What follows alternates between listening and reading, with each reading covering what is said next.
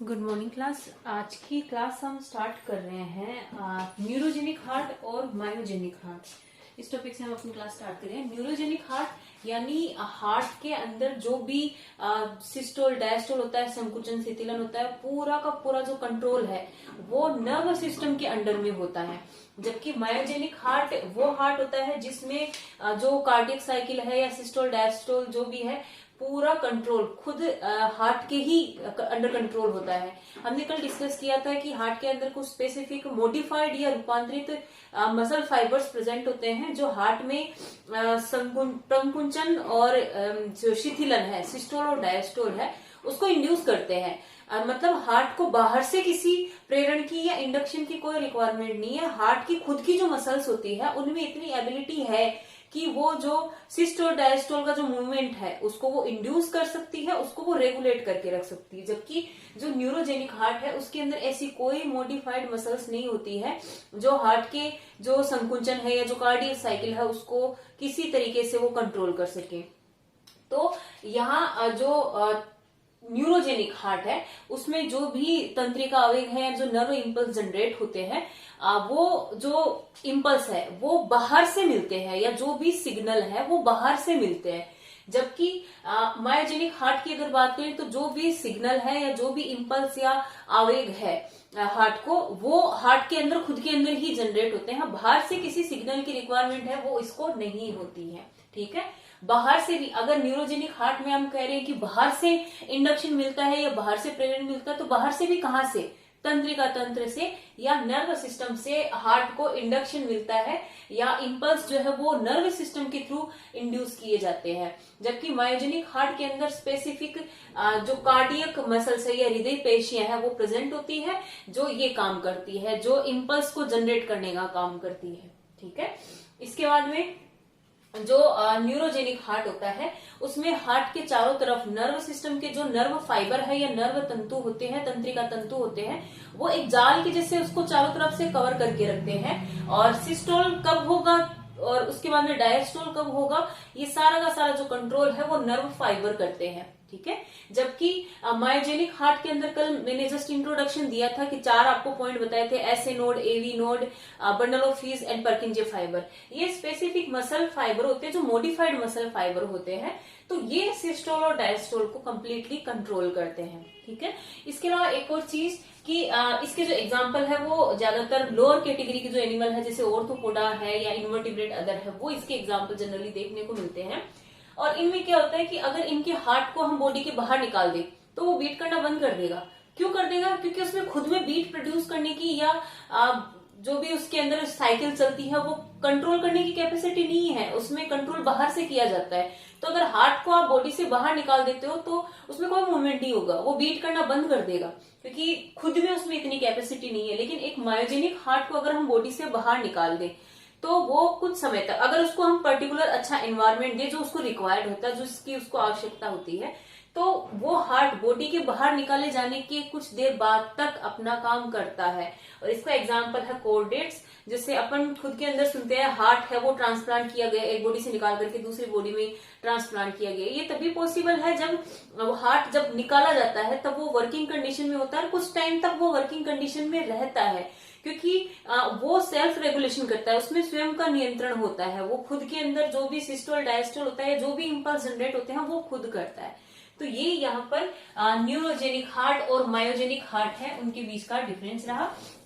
अब नेक्स्ट हम cardiac cycle पढ़ेंगे जिसमें हमने जो कल डिस्कस किए थे 4 जो स्पेसिफिक मॉडिफाइड मसल फाइबर थे, SA node, AV node, bundle of His and Purkinje fibre. इनका कार्डियक साइकिल में या सिस्टोल डायस्टोल में क्या रोल होता है, इनकी पोजीशन कहाँ होती है, इनको पेसमेकर क्यों कहते हैं, नेक्स्ट हमारा टॉपिक ये रहेगा। तो अब हम स्टार्ट कर रहे हैं कार्डियक साइकिल।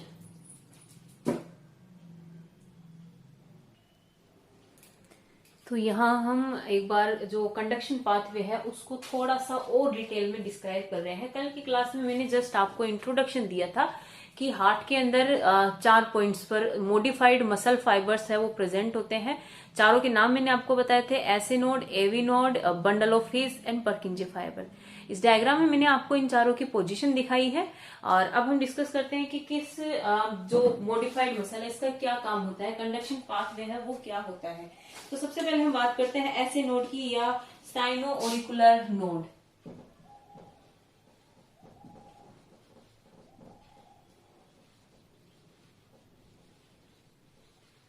ये जो नोड है ये आपको पोजीशन आपको दिख भी रही होगी कि ये राइट एट्रियम की वॉल पर प्रेजेंट होता है और इसे पेस मेकर भी कहा जाता है क्योंकि जो भी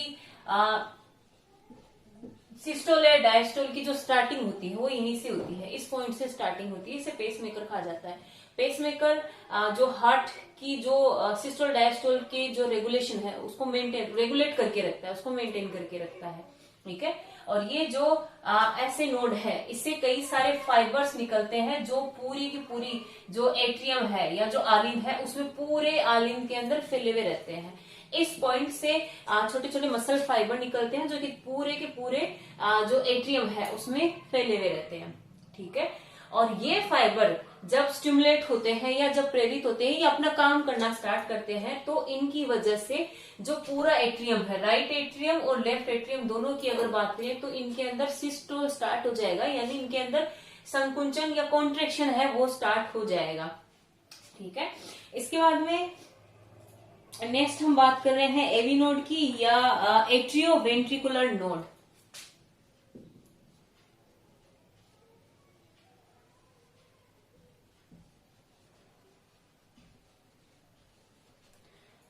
ये भी ऐसे नोड की तरह एक मॉडिफाइड मसल्स का एक ग्रुप है जो प्रेजेंट होता है, जो सेप्टा है ये एट्रियम और वेंट्रिकल को जो बीच में डिफरेंट अलग अलग करने वाला जो सेप्टा है ये वहां प्रेजेंट होते हैं, लेकिन जो राइट एट्रियम है उसकी साइड में ये यहाँ प्रेजेंट होते हैं।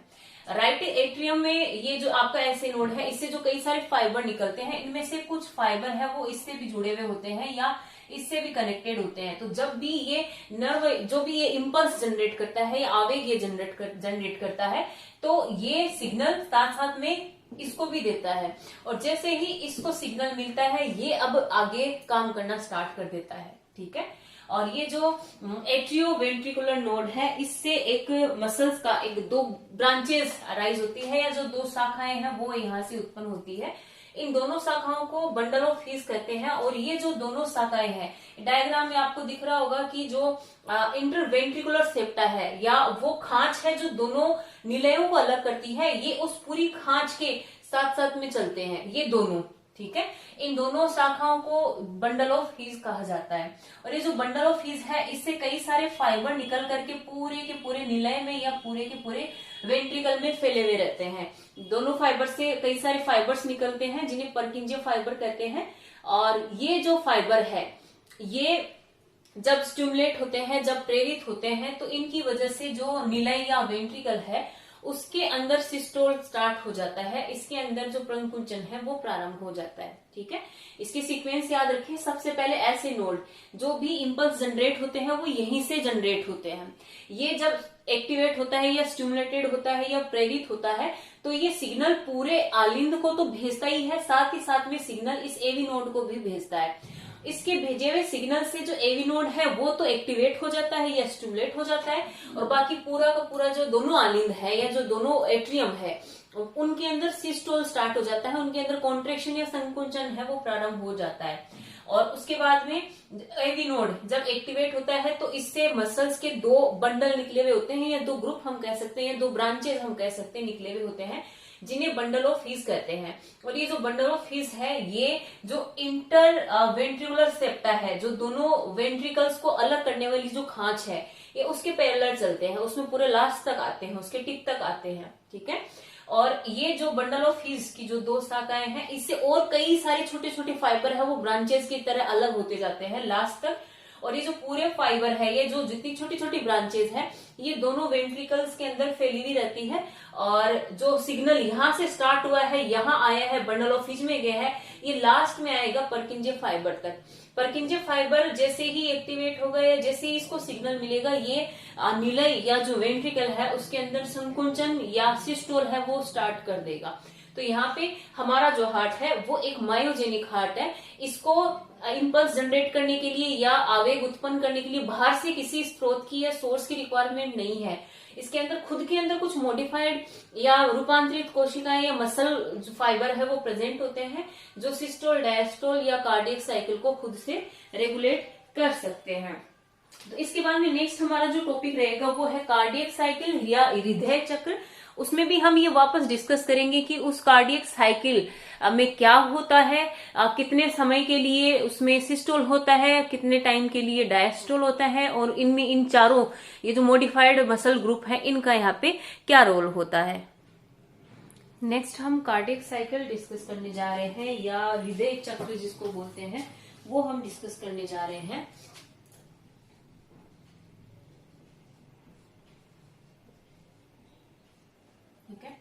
तो हार्ट एक ऐसा ऑर्गन है जो एक बार जब काम करना स्टार्ट करता है, हमारी एम्ब्रियोनिक स्टेज में एक बार जब काम करना स्टार्ट करता है तो उसके बाद में नॉन स्टॉप पूरी लाइफ टाइम जब तक ऑर्गेनिज्म जिंदा है तब तक अपना काम करता है। ये नॉन स्टॉप हमेशा अपना काम करता है। ठीक है, कार्डियक साइकिल के अंदर हम क्या देखते हैं कि जो हार्ट है उसके अंदर दो चीजें हैं वो कंटिन्यूसली होती रहती है, सिस्टोल एंड डायस्टोल। ठीक है, सिस्टोल और डायस्टोल क्या होते हैं, इसमें सिस्टोल में क्या होता है, डायस्टोल में क्या होता है, ये इसका जनरल इंट्रोडक्शन हम लास्ट क्लास में ले चुके हैं। तो ये जो सिस्टोल और डायस्टोल का जो क्रमिक या जो रिदमिक मूवमेंट है इसी को ही हार्ट बीट कहते हैं। ये हमने कल भी डिस्कस किया था कि जो सिस्टोल और डायस्टोल का जो रिदमिक मूवमेंट है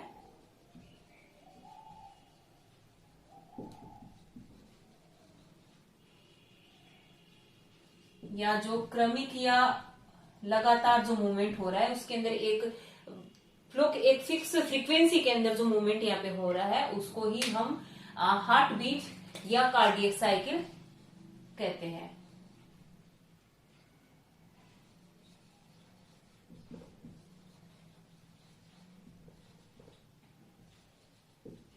ठीक है,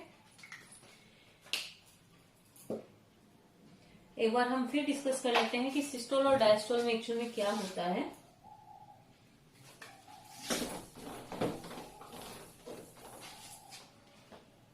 जैसे ये हार्ट है,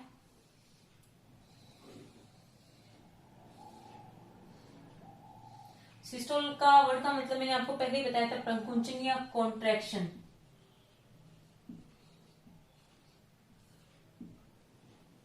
और ये है शिथिलन, शिथिलन या ढीला होना या लूज होना, हम कोई भी वर्ड यूज कर सकते हैं। तो यहाँ पे सबसे पहले हम बात करते हैं कि जो सिस्टोल है उसके अंदर क्या होता है। ठीक है, सिस्टोल के अंदर जैसे कि मैंने बताया कॉन्ट्रेक्शन होता है, संकुचन होता है। तो हार्ट की जो वॉल है या इसकी जो भित्ति है उसमें संकुचन प्रारंभ होते हैं। ठीक है, वो सिकुड़ने लग जाता है, उसके अंदर का जो वॉल्यूम है, उसका जो आयतन है वो धीरे धीरे कम होने लग जाता है, जिसकी वजह से इसके अंदर जो ब्लड भरा हुआ होता है, राइट की अगर बात करें तो डीऑक्सीजनेटेड ब्लड है वो भरा हुआ होता है, लेफ्ट की अगर बात करें तो इसमें ऑक्सीजनेटेड ब्लड है वो भरा हुआ होता है।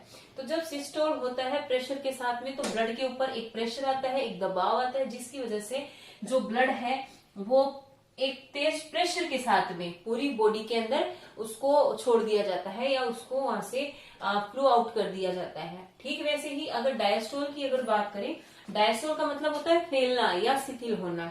इसमें क्या होता है कि हार्ट की जो वॉल है उसमें शिथिलन होता है या डायस्टोल होता है, वो फैलती है, वो एक्सपेंड होती है।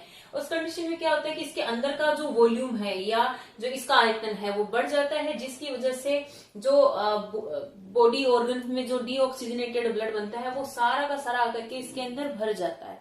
तो ये होता है सिस्टोल और डायस्टोल में। सिस्टोल के अंदर फिर रिपीट कर देती हूँ कि जो ब्लड हार्ट के अंदर भरा हुआ होता है उस पर इतना प्रेशर आता है कि वो प्रेशर के साथ में पूरी बॉडी में पंप किया जाता है।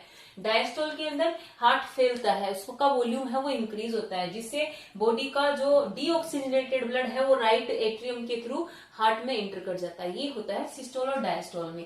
तो जो अल्टरनेटिवली या क्रमिक रूप से या रिदमिक जो सिस्टोल डायस्टोल हार्ट के अंदर देखने को मिलते हैं उन्हीं को ही कार्डियक साइकिल है वो कहा जाता है। जो कार्डियक साइकिल है इसको हम 3 पार्ट में डिवाइड करके पढ़ सकते हैं। सबसे पहले है एट्रियल सिस्टोल,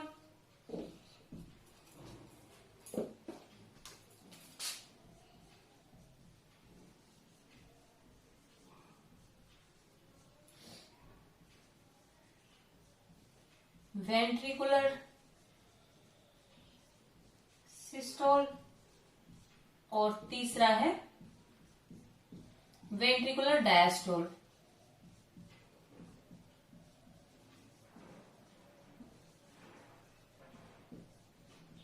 तो हार्ट की जो साइकिल है या कार्डियक साइकिल है, इसको हम 3 पार्ट में डिवाइड करके इसको पढ़ेंगे, ठीक है। एक इम्पोर्टेंट चीज और कि जो कार्डियक साइकिल का जो टाइम है वो एनिमल में कितना होगा, ये आपको एनिमल टू एनिमल है वो आपको अलग अलग देखने को मिलेंगे। फॉर एग्जांपल जैसे हार्ट बीट की अगर बात करें, हार्ट बीट हर एनिमल के अंदर अलग अलग आपको देखने को मिलती है। इवन एक ही एनिमल की जो अलग अलग लाइफ स्टेजेस होती है उसके अंदर ये चीज आपको अलग अलग देखने को मिलती है। जैसे एक अडल्ट ह्यूमन की अगर बात करें, एक वयस्क मनुष्य की अगर हम बात करें, तो उसकी जो हार्ट बीट होती है वो एवरेज होती है 75 बीट पर मिनट, ये उसकी एवरेज हार्ट बीट होती है। वहीं अगर एक छोटे बच्चे की बात करें, एक नवजात शिशु की अगर हम बात करें, इन्फेंट की अगर बात करें, तो उसकी जो हार्ट बीट होती है वो 120 से 140 बीट पर मिनट होती है, जो कि एक अडल्ट के कंपैरिजन में बहुत ज्यादा होती है। वहीं एक खरगोश की या रैबिट की अगर हम बात करें तो 200 बीट पर मिनट यहाँ पे आपको देखने को मिलता है। तो यहाँ पे जो हार्ट बीट है वो आपको एनिमल टू एनिमल है वो अलग अलग देखने को मिलेगी, और उसके अकॉर्डिंग ही जो कार्डियक साइकिल है उसमें कितना टाइम लगता है, कार्डियक साइकिल की जो पूरी टाइम ड्यूरेशन है वो अलग अलग देखने को मिलती है। नेक्स्ट हम ये जो कार्डियक साइकिल है उसका जो सबसे पहला स्टेप है एट्रियल सिस्टोल, इसको हम डिस्कस करने जा रहे हैं। इसमें क्या होता है कि जो हार्ट के दोनों एट्रियम है, जो दोनों आलिंद है या जो दोनों एट्रियम है, उनका जो आयतन है वो बढ़ जाता है और इनके अंदर ब्लड का भरना शुरू हो जाता है, इनके अंदर ब्लड है वो भरना शुरू हो जाता है, ठीक है। राइट एट्रियम की अगर हम बात करें तो पूरी बॉडी का जो डीऑक्सीजनेटेड ब्लड है वो आकर के इसके अंदर भरने लगता है।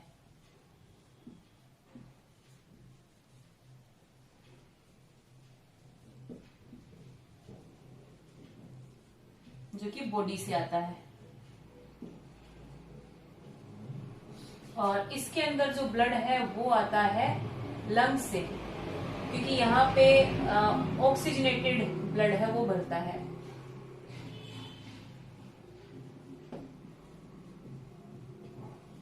ठीक है।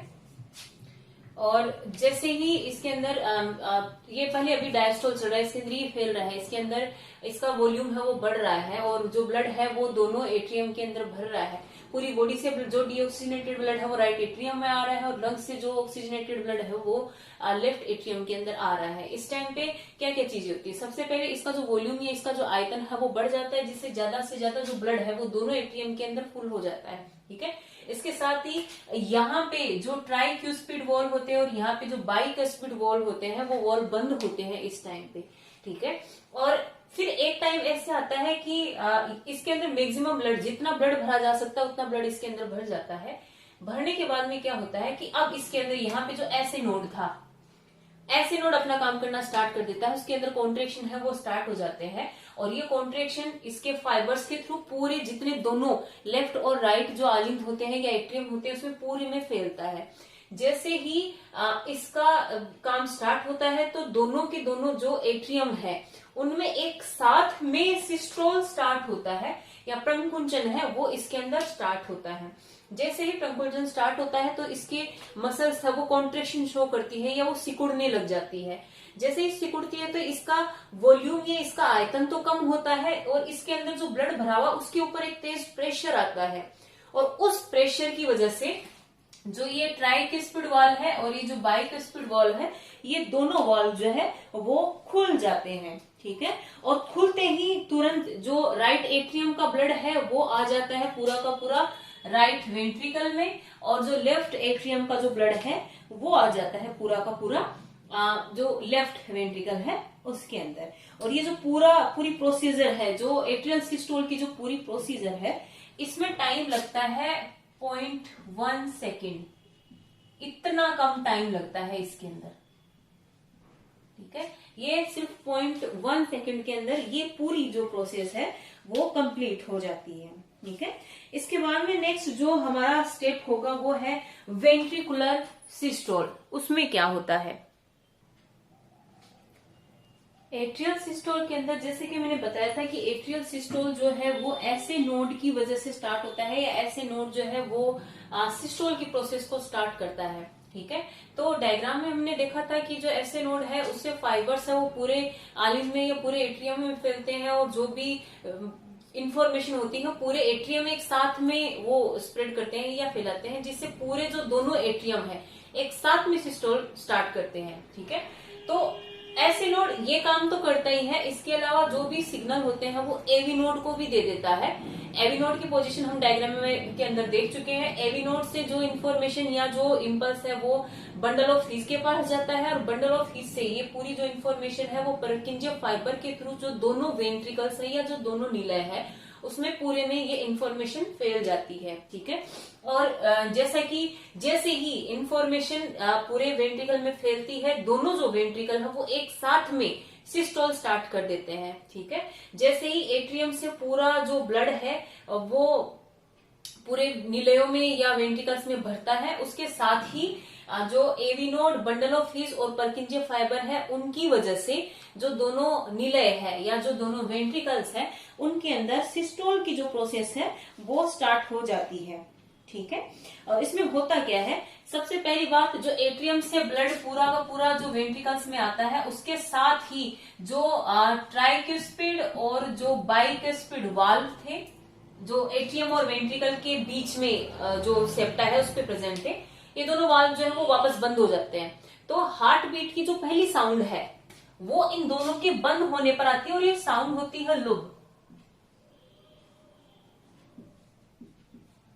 ठीक है, तो हार्ट बीट में जो साउंड प्रोड्यूस होती है वो सबसे पहली जो साउंड है वो यहाँ प्रोड्यूस होती है जब एट्रियम से जो सिस्टोल की प्रोसेस नीचे वेंट्रिकल्स में आती है through the AV node, bundle of His and Purkinje fibre, और जैसे ही वेंट्रिकल्स के अंदर आगे सिस्टोल की प्रोसेस स्टार्ट होने वाली होती है उसी टाइम पे एट्रियम का सारा ब्लड वेंट्रिकल में आ जाता है, प्लस जो ट्राइक्यूस्पिड और बाइक्यूस्पिड वाल्व है, दोनों वाल्व या जो दोनों कपाट है वो दोनों बंद हो जाते हैं। इन दोनों के बंद होने से एक साउंड निकलता है जिसे लूप कहते हैं। ये हार्ट बीट की पहली साउंड है जिसे लूप कहते हैं। ठीक है, इसके अलावा एक और इम्पोर्टेंट चीज कि ये वाल्व तो बंद हो जाते हैं, प्लस दोनों जो वेंट्रिकल है उसमें यहाँ पर मैंने आपको बताया था डायग्राम के अंदर कि सेमी लूनर या अर्ध चंद्राकार वाल्व या कपाट यहाँ पर प्रेजेंट होते हैं। यहाँ पे ट्राइक्यूस्पिड, यहाँ पे बाइक्यूस्पिड वाल्व प्रेजेंट होते हैं। तो वेंट्रिकुलर जो सिस्टोल होता है, जब पूरे वेंट्रिकल में ब्लड भरा हुआ है तो ये चारों के चारों जो वाल्व है फिलहाल बंद रहते हैं और जो ब्लड है इसमें भरा होता है। जैसे ही सिस्टोल की प्रोसेस इसमें स्टार्ट होती है, जो दोनों निलय है उसकी जो वॉल है वो कॉन्ट्रेक्शन स्टार्ट करती है या संकुचन है प्रारंभ करती है, जिसकी वजह से जो अंदर का आयतन या जो वॉल्यूम है वो कम होने लग जाती है, और इसके अंदर जो ब्लड भरा हुआ है उसके ऊपर एक प्रेशर क्रिएट होता है, एक प्रेशर जनरेट होता है। ठीक है, और ये मैंने आपको बताया था कि जो लेफ्ट एट्रियम है ये ज्यादा बड़ा और ज्यादा स्ट्रॉन्ग होता है क्योंकि इसके अंदर स्पेसिफिक मायोकार्डियम मसल्स प्रेजेंट होती है, जिसकी वजह से इसकी जो वॉल होती है कंपेरेटिवली ज्यादा प्रेशर क्रिएट कर सकती है as compare to right atrium. और जैसे ही सिस्टोल अपने चरम पे होता है, अपने पीक पे होता है, तो प्रेशर की वजह से ये जो दोनों सेमी लूनर वाल्व है ये दोनों खुल जाते हैं। ठीक है, जैसे ही ये वाल्व खुलते हैं तो जो ब्लड है वो पल्मोनरी वेन और पल्मोनरी आर्टरी और ओर्टा से होता हुआ आगे निकल जाता है। यहाँ से ब्लड है वो पूरे ऑर्गन्स में चला जाता है और यहाँ से जो ब्लड है वो लंग्स की तरफ चला जाता है। और जैसे ही यहाँ से ब्लड निकलना स्टार्ट होता है, अब इसमें प्रेशर उतना नहीं रह पाता है, इसके अंदर सिस्टोल की प्रोसेस अब पूरी खत्म हो जाती है। और इसी के साथ ही एक टाइम बाद में जब ब्लड पूरा यहाँ से निकल जाता है तो यहाँ पे जो दोनों सेमी लूनर वाल्व है जो कि खुल गए थे ये वापस बंद होते हैं, और जब ये वापस बंद होते हैं तो यहाँ पर फिर से एक साउंड आपको सुनने को मिलती है जो होती है डू।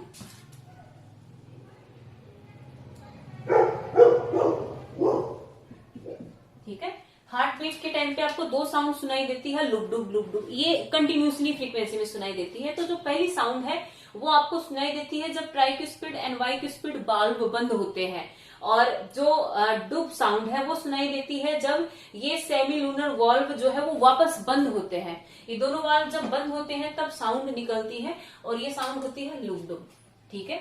वेंट्रिकुलर सिस्टोल के टाइम ड्यूरेशन की अगर बात करें तो एट्रियल सिस्टोल तो था 0.1 सेकेंड का, और ये होता है 0.3 सेकेंड का। इतने छोटे से टाइम पीरियड के अंदर जो वेंट्रिकुलर सिस्टोल है वो कंप्लीट हो जाता है। इसके बाद में नेक्स्ट हम डिस्कस करेंगे वेंट्रिकुलर डायस्टोल, जो कि कार्डियक साइकिल की लास्ट स्टेप है।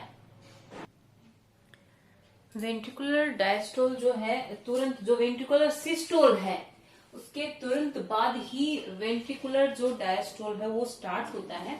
इसमें क्या होता है कि जब सारा का सारा ब्लड है वो वेंट्रिकल से निकल चुका होता है, तो इसकी जो डायस्टोल में मैंने आपको पहले बताया, डायस्टोल का मतलब होता है शिथिलन।